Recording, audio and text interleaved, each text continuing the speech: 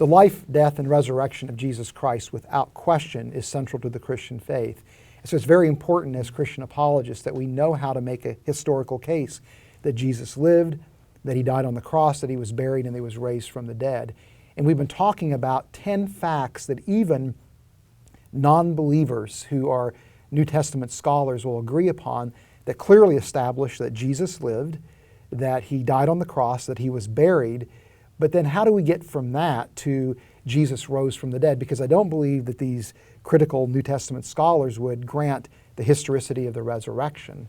Exactly. Those of us who affirm the historical argument for the resurrection, we are in the majority. We fit very comfortably with the mainstream of New Testament scholarship when it comes to these 10 facts we've been talking about. But unfortunately, we're in the minority when it comes to our hypothesis as to what the best explanation for these 10 facts are or is. And therefore, we have to make a very strong case to convince the not already convinced that Jesus rose from the dead. As an aside, I would say this. Most Christians who hear that the majority of critics accept these 10 facts are very emboldened in their faith. And as Anthony Flew, who was once an atheist, and he was an atheist actually when he said these words, he eventually became a theist, he said, these kinds of facts that we're talking about make it very reasonable for the Christian to maintain his belief in the resurrection. So for the people watching our discussion and have been watching this series, I think that those who are already convinced that Jesus rose from the dead should have their faith emboldened by what we've been talking about over these past couple of episodes.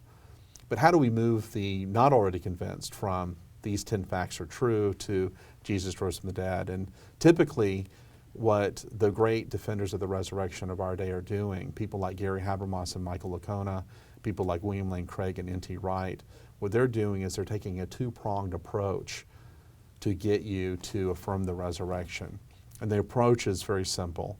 The first point is that there are no plausible naturalistic hypotheses that have ever been given to adequately explain the facts of the empty tomb, the post-mortem appearances, and the life-changing faith of the disciples.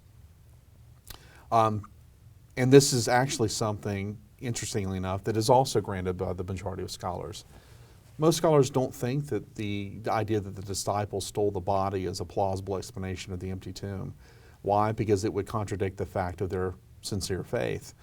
Most scholars don't think that the swoon theory, the idea that Jesus didn't really die on the cross, but was buried alive and then somehow made his way out of the tomb, is a plausible explanation of the empty tomb. Because it would be very hard for a man in Jesus' condition to, if that hypothesis were true, to convince the disciples that he's the Lord of glory. I mean, this is a man that needs medical attention, not worship. So those kinds of theories to explain the empty tomb are out. Most scholars are comfortable saying these naturalistic hypotheses are not really good. Also, explanations of the appearance is really reduced to one explanation, and that is the idea that the disciples experienced hallucinations of Jesus after he had been crucified. There are many problems with the hallucination hypothesis. One is that we have no case examples of anybody or any group of people experiencing the same hallucination. Study after study after study have shown that hallucinations are an individual affair.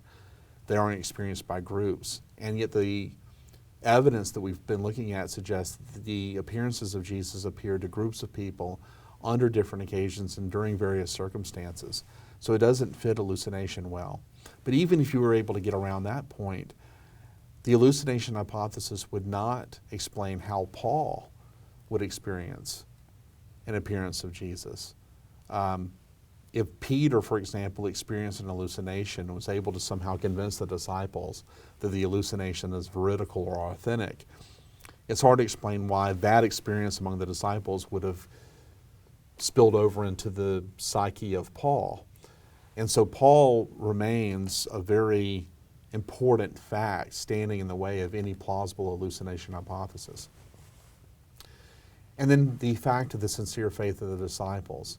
Interestingly enough, the fact of the sincere faith of the disciples is itself something that can't be explained naturalistically. Some scholars have said, well, the disciples borrowed from pagan religions and stories of gods and goddesses rising from the dead, and they borrowed from them, and that's how they came up with their doctrine of resurrection. But if you study those pagan so-called parallels closely, you'll notice that, first of all, they're not parallels at all, and most of them are stories that came after the founding of Christianity. A favorite example that some Christ mythicists use to sort of draw a parallel between pagan literature and early Christianity would be the life and death of Apollonius of Tyana. But Apollonius of Tyana, if he did live at all, lived some 40 or 50 years after Jesus died. And our earliest source describing his death comes about 150 years later. So Apollonius of Tyana does not give us a really good parallel between Jesus and these pagan heroes. Most scholars believe that Jesus is to be interpreted in a Jewish context, and as such, the resurrection has to be understood as a Jewish phenomenon. Now, some scholars have said, well, that means the disciples tapped into their Jewish tradition and sort of made up the story of the resurrection.